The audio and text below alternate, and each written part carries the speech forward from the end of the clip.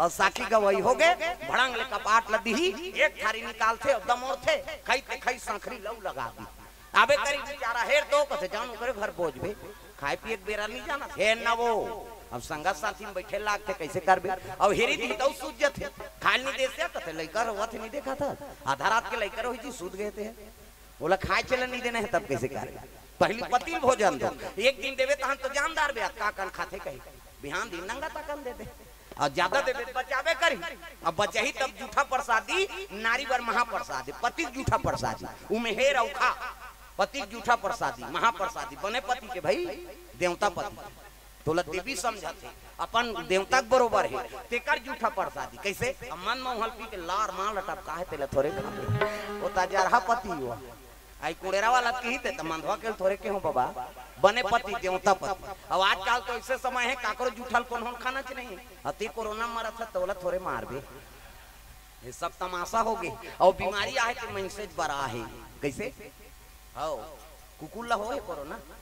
Vaccine लगे का होला दोनों से मांग से पांच से बांधते हो कैसे तोला कोरोना हो में तोरे जूठल खा दी गांव वाला कोरोना है सब पे जूठल खा दामन रोड में सूत देते हो ले आ चपक तोर हिम्मत है कहीं कैसे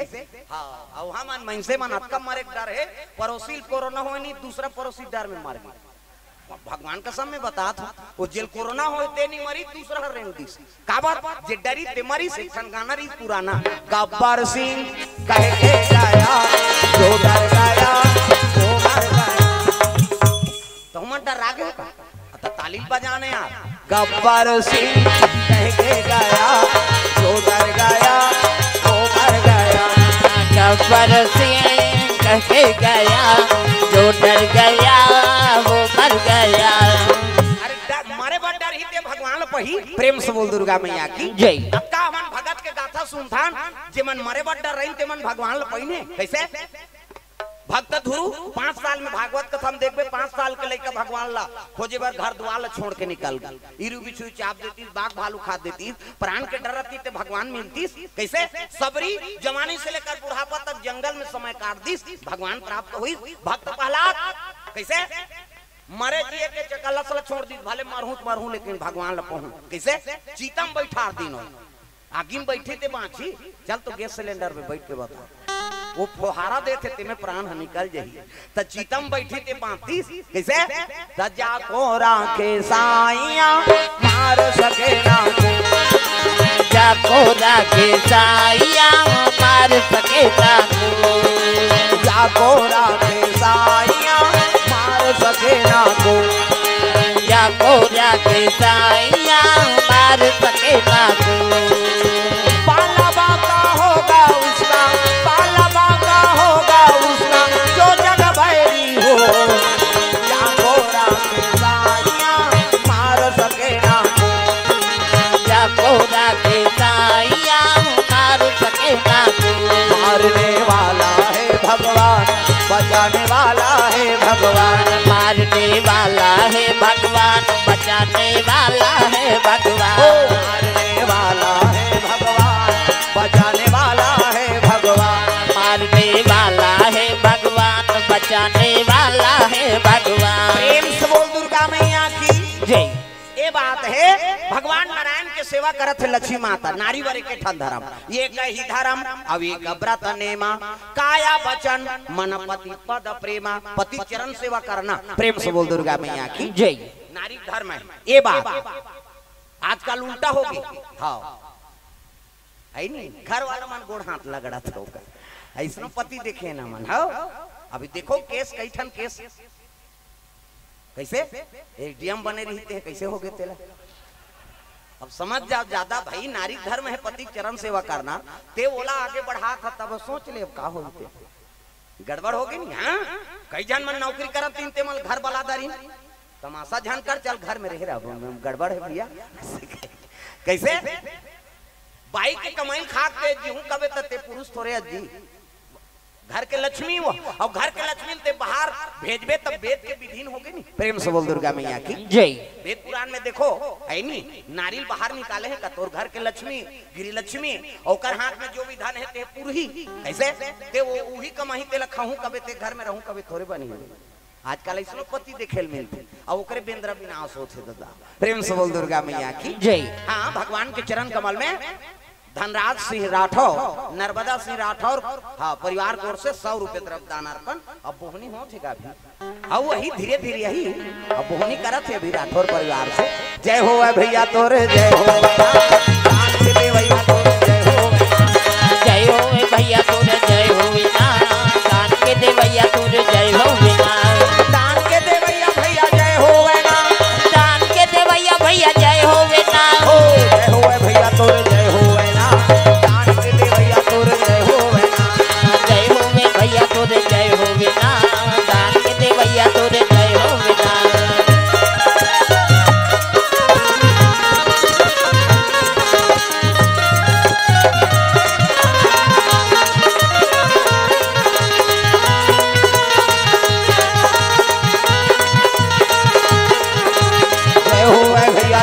जय हो ना,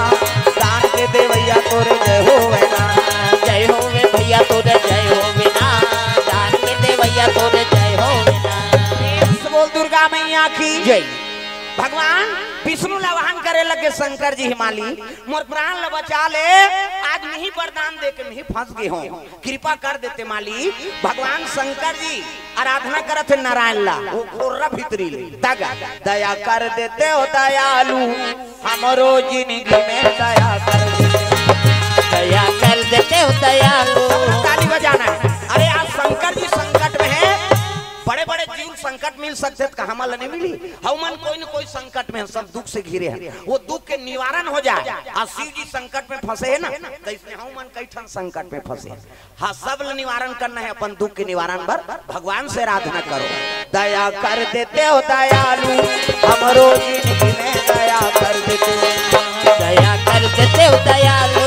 हमरो जिंदगी में दया कर देते, माया भर देते हो मायारू, हमरो जिंदगी में दया कर देते, माया भर देते मायारू, हमरो जिंदगी में दया कर देते, हमरो जिंदगी में दया कर देते हो दयालु, हमरो जिंदगी में माया भर देते, हमरो जिंदगी में दया कर देते दयालु, हमरो जिंदगी में माया भर देते, माया भर देते हो मायारू, हमरो जिंदगी में दया कर देते, माया भर देते मायारू, हमरो जिंदगी में दया कर देते, दया कर देते हो दयालु, हमरो जिंदगी में दया कर देते, माया भर देते मायारू, हमरो जिंदगी में दया कर देते। प्रेम से बोल गुरुदेव भगवान की जय। भगवान आराधना करिस ना तो भगवान नारायण कथे लक्ष्मी, आज शिव जी हाँ संकट में वो मोला जाना पड़ी, तो का संकट हो गए कथे का बताऊं कैसे, ऐसे ऐसे ऐसे अब ऐसे ऐसे ऐसे ऐसे ऐसे ऐसे तो ऐसे ऐसे वो तो वरदान दे भस्म कड़ा दे दी, और जेकर मुड़ी मढ़ाई दे जल के राख हो जाही की शिव जी वरदान दी सब ओकरे मुड़ी मढ़ाए बर धरी आई, ये बड़ विचित्र राक्षस है दई, वो शंकर जी असन वरदान देवो नहीं छोड़ी, तते तो परम दुश्मन अस राक्षस मन के ते झन जा दई तोरे मुड़ी मढ़ा दी गड़बड़ हो गई। प्रेम से बोल दुर्गा मैया की जय। कैसे अपन अपन पति सब ला ख्याल, प्रेम से बोल दुर्गा मैया की जय। अरे विष्णु जी परम दुश्मन मान थे राक्षस मान, जे वरदान दी शिव जी तेकर मुड़ी मढ़ाए बर तैयार हो गए, त तोला तो जाना थे ये तो तोला दुश्मन में समझते महाराज, कैसे ते जान जा कते कैसे नहीं जाऊं वो आई मोर पेटेंट दोस्त है फंसे आयो मित्र वही हरे जे दुख सुख में काम आ। प्रेम से बोल दुर्गा मैया की जय। सच्चा मित्र कौन है, सुदामा और कृष्ण जैसे मित्र बनो, सुग्रीव और राम जैसे मित्रता निभाओ। आज के माल कोलिया मितान है आजकल का, खाए पिए जवान बने मित्र मित्र कही और को झल मार पर ही मम्मी नहीं जानो भैया कहां के तेला कह दी तागा मंगर और बेंद्रा मितान बधई कथे में मंगर मगर वो। प्रेम से बोल दुर्गा मैया की जय। अब बाना रे दोनों जन मित्रता बधी हां सरोवर के तरीम बड़े जान जाम के वृक्ष रहा हां राय जाम अब तक बड़ हां राय जाम अब मीठा थे भाई हां जंगल की चीज है वो हर मौसमी फल खाना चाहिए, तो राय जाम के समय ऐसने समय बरसात के दिन अब पाके रहा है वो अब मगर उफलाए वो करना तब बेंद्रा देखे वो हला दे और हलाए तहन वो जाम गिरे तेल मंगर खाएगा। अब वो दोनों पेटे दोस्ती हो गई हाँ मैं आतो तहन राय जाम खवा था यार कहा बेंद्रा और मंगर दोनों मितान बददारी में तब मैं खवाथो तक का फायदा है कते एक काम कर तो चल तरियल घुमाऊं अब वो राय जाम खवाए तहन मंगर के पीठ में बेंद्रा बैठ जाएगा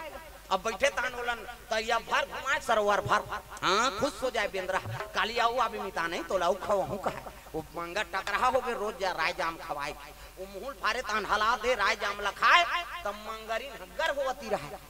ओकर पत्नी मंगरीन है एक दिन राय जामला धर के मंगरीन बल ले मंगर और लेगी तो राय जामला खईस गा छेवरिया रहा है वहा गर्भवती मंगरी खुश हो गई काय चीजें दई अच्छा लागी से वाह हमार मितान हदे थे वो और 2-3 दिन खाई तहन ये बड़ सुंदर लाग थे कौन देथे कथे हमार मितान तब तो मितान देते थे फल हाथ का मीठा थे तो ओकर करेजा का तक मीठा हो देख वो मंगरीन दुख ही गोठिया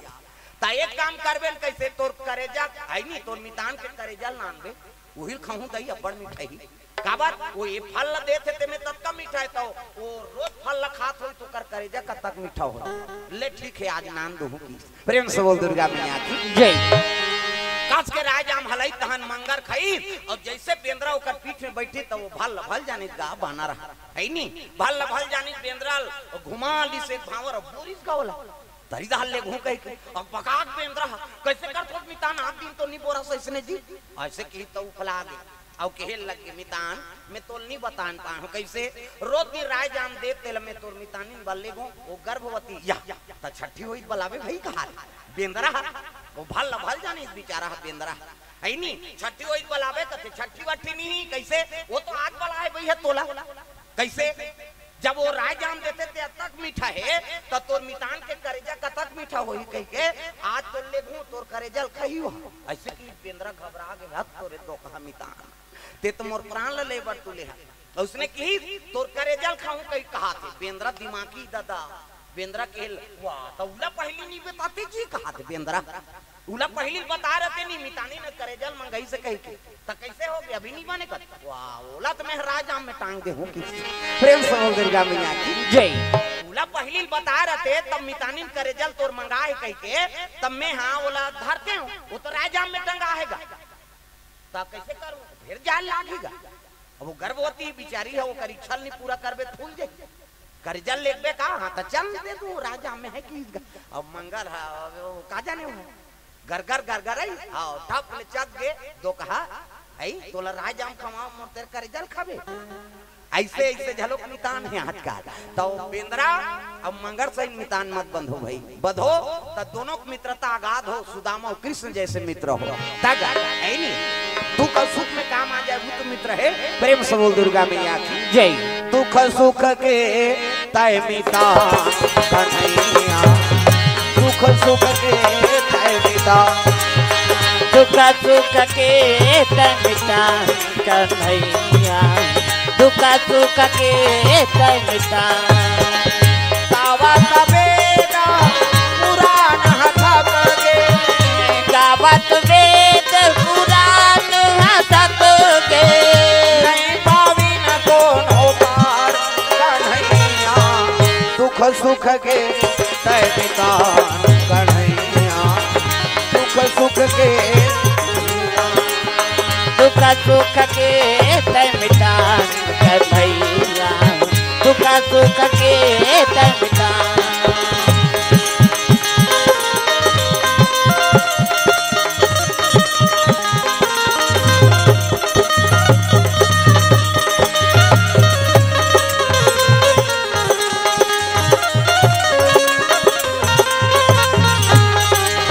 दुख सुख के तय पिता कन्हैया दुख सुख के तय पिता दुख सुख के तय मिटा कन्हैया दुख सुख के तय मिटा प्रेम से बोल दुर्गा मैया की जय ये बात है तो भगवान दुख और सुख के मित्र है प्रेम से बोल दुर्गा मैया की जय सच्चा मित्र बनाना है तो भगवान का अनुसरण करो अरे वही सच्चा मित्र है प्रेम से बोल दुर्गा मैया की जय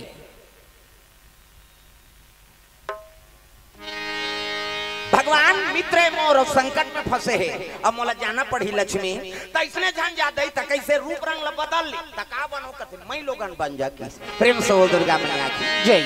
मैं लोगन बन जा विष्णु जी कहते ते कैसे बता था सो धोती पहिरे कैसे लुगरा पहिर हम पहिरा हन तोला। प्रेम से बोल दुर्गा मैया की जय।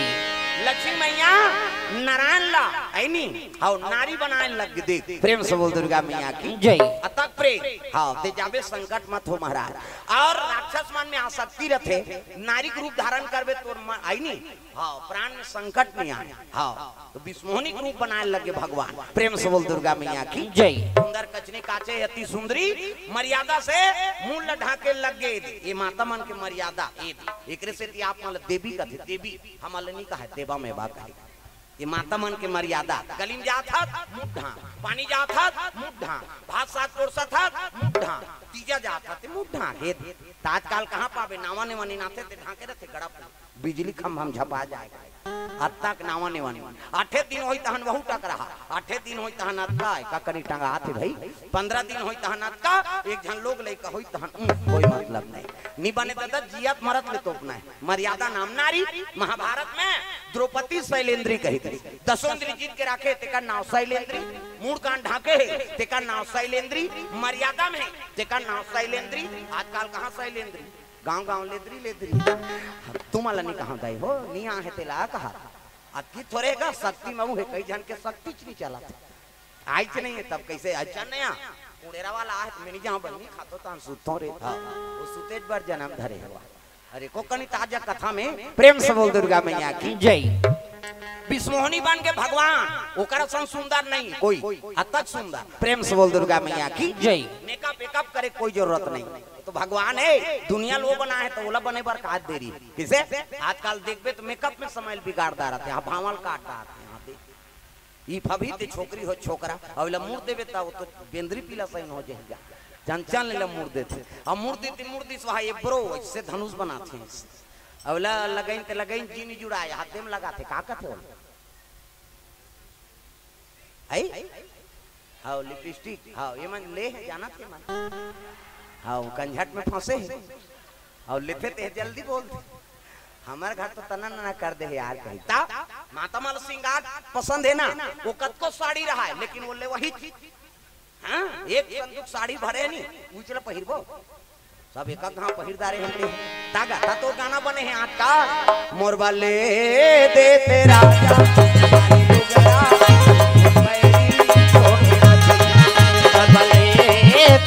राजा लाली लुगड़ा जो पैरी छोटे ततली बड़ा कंजूस हाथ मोर मायारू बड़ा कंजूस हाथ मोर मायारू काका में बूटा भर बिहाए बजान वो तुहरे भर गात हो और तू मन बजाओ दादा मन कही हमरो घर के रसे है यार कम से कम तुम्हार फायदा हो ही दादा मन मोरबा ले दे तेरा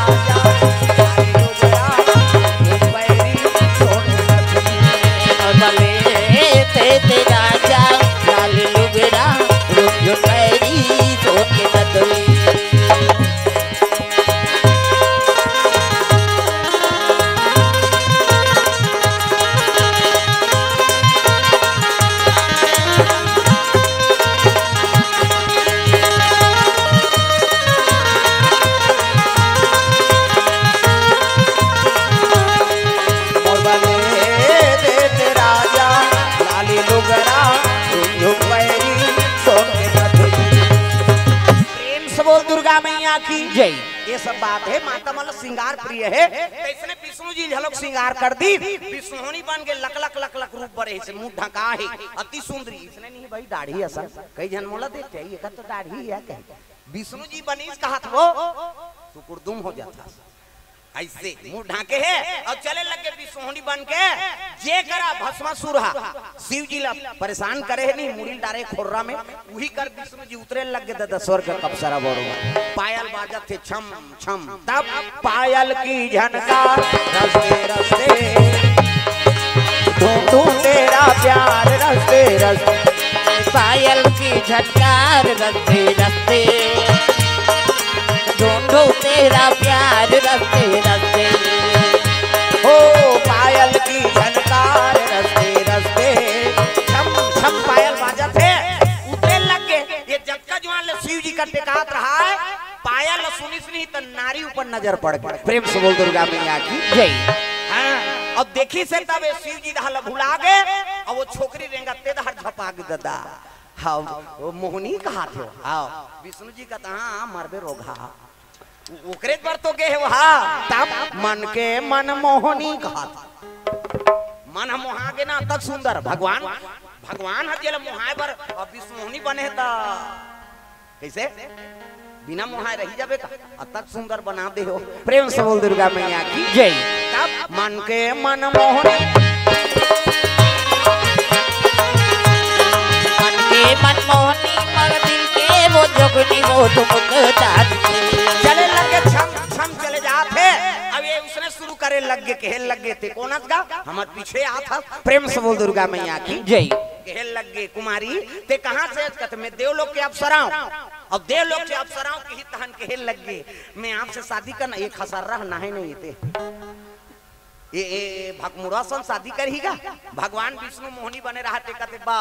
अब झपाए रोगा तोर काठी पर ही कहा था ओकरे पर तो आए वो शंकर जी भुला गए अब मैं लोग ना है तेकर ऊपर झपा गए। प्रेम से बोल दुर्गा मैया की जय। उल्लू को दिवस न दिखे और काग दिखे ना रात कामी आदमी अंधा है दिवस दिखे ना रात उल्लू ला दिन मान नहीं दिखे कौवा ला रात करनी दिखे और कामी आदमी अतका अंधरा है वो ला दिन मान दिखे है ना रात दिखे ना बहू बेटी दिखे ना तक होता दिखे देख मैं का चीज हूँ वो काहे तेकर भेद नहीं जाना थे वो। प्रेम से बोल दुर्गा मैया की जय। नेत्र साफ नहीं है ना भगवान जे कर करा खड़े है उकर उकर नजर पड़ती सब आदमी के ऐनी साक्षात्कार हो जाती से। लेकिन देखो काम में अतका पावर है भगवान आगूम खड़े तो नहीं पहचान सके। प्रेम से बोल दुर्गा मैया की जय। दुनिया भरमाक रख दे हो। प्रेम से बोल दुर्गा मैया की जय। ये बात और कामे में ले साथ है दुनिया जी। आज रोज पेपर में देख लो कई ठन अपन कैसे हाँ कई ठन घटना घटा थे। प्रेम से बोल दुर्गा मैया की जय। कारण का है काम प्रबल हो गए ये बात। प्रेम से बोल दुर्गा मैया की जय। और जेकर संस्कार बने हुए है माता पिता अच्छा है अब दई दादा बने है नहीं त लइका होकर संस्कार अनुसरण करते। हम ही मान लफड़ सफड़ करबो तब तू भी पूरा का ठिकाना कैसे ओकर लइका बिगड़ गए का कहते ते बिगड़ गए तमाशा झन गुट जाते। प्रेम से बोल दुर्गा मैया की जय। संस्कार ला बनाना पड़ी जैसे जैसे दई बाप तैसे तैसे लइका और जैसे जैसे घर द्वार तैसे तैसे खैर पा संस्कार ला बनाओ। अच्छा चीज है जो ये है नी हाँ मोहल्ला में हनुमान जी का मंदिर है और लइका मन सब जाए रहते आरती पूजा में संस्कार ऊंचेल बनते। प्रेम से बोल दुर्गा मैया की जय। हर घर में पूजा होना चाहिए सुबह शाम और नहीं कहीं नहीं अगरबत्ती लग जला और तेज जलावे त लइका झलोक जलही। प्रेम से बोल दुर्गा मैया की जय। तेज जलावे त लइका झलोक जलही आई नहीं और संस्कार वहु प्राप्त करी। हम मन पूजा पाठ में ध्यान नहीं देबो तो ओकर ठेका थोड़े होगा। हमन जो पद चिन्ह हम चलबो ते में लइका मन चलही जी। प्रेम से बोल दुर्गा मैया की जय। जोत से जोत जाला ते चलो मानस की गंगा बहाते चलो जोत से जोत जलाते चलो मानस की गंगा बहाते चलो राह में आए जो दीन दुखी सबको गले से लगाते चलो राह में आए जो दीन दुखी सबको गले से लगाते चलो।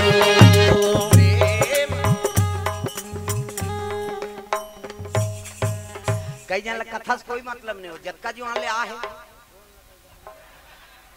उसने मत देखो मोला डल ला तो वहां करे हो हा और समझ गए मोला कहा थे कही के वो अब्बर जवान को उसने करे उसने जहन करो दाई हो सब ला भजना है ताली बजाना है। मानस की गंगा बहाते चलो मानस की गंगा बहाते चलो प्रेम की गंगा बहाते चलो प्रेम की गंगा बहाते चलो। प्रेम से बोल दुर्गा मैया की जय। हाँ भगवान के चरण कमल में द्रव्यदान अर्पण करे है। हाँ लीलाधर चंद्रा अधिवक्ता शक्ति कमलाझर डभरा हाँ कार्यक्रम 26 नवंबर 16 नवंबर से हाँ 22 नवंबर तक कार्यक्रम हुई कमलाझर हाँ अधिवक्ता हाँ साहब के घर में चंद्र परिवार में 7 दिन के राम कथा है वहाँ। हाँ डभरा में 16 नवंबर से 22 नवंबर तक कथा आप सुने पर प्राप्त हुई। हाँ उनकर ओर से सब परिवार की ओर से द्रव्य दान अर्पण भगवान के चरण कमल में प्रेम से बोल दुर्गा मैया की जय। प्रीतम बाई हावराज हेमंत राज रामेश्वर यादव ग्राम बोईडीह से 500 रुपए द्रव्य दान अर्पण करे, भगवान मनोकामना पूर्ण करे, प्रेम से बोल दुर्गा मैया की जय। कनिका केवट व कान्हा केवट की ओर से 50 रुपए द्रव्य दान भगवान के चरण कमल में, प्रेम से बोल दुर्गा मैया की जय। हाँ दबंग महिला एवं स्वाहा सहायता समूह बोईडीह की ओर से 100 रुपए द्रव्य दान अर्पण हो है। दबंग महिला समूह हाँ ओकर ओर से 100 रुपए द्रव्य दान अर्पण भगवान मनो। हाँ ले बैठ।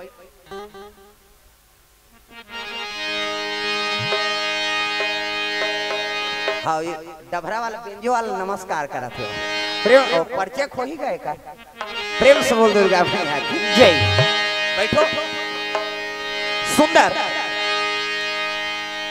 विष्णुमोहनी रूप में भगवान हाँ नारायण पहुंच गए और पहुंची तब हाँ भस्मासुर मुग्ध हो गए दादा। प्रेम से बोल दुर्गा मैया की जय। कुमारी मोर से विवाह कर ले तब कहे लगे रे मैं नित्यागना अप्सरा अब मैं प्रतिज्ञा करे जे मोल नित्य में और गान विद्या महाराज ही ओकरे सन में विवाह करूं तो गाना गाना आथे जबरन के हाउ कहा थे मर्डर करिया गाना गही। प्रेम से बोल दुर्गा मैया की जय। नित्य आथे कहते हौज का है वो काबर वो तो बसीभूत है जे चीज लनी आते हाउ कहा था। प्रेम से बोल दुर्गा मैया की जय। ये चीज है कोई मामूली नहीं हो, ये ईश्वरी दे ने हर कोई हाउ गा बजा नहीं सके मैं बता दे सब अक्षर थे गाते बजाते कहे लेकिन ओकर कृपा होई तब तो सीखबे। हमर गांव में जन गौटियर बड़े जा और रामायण में हम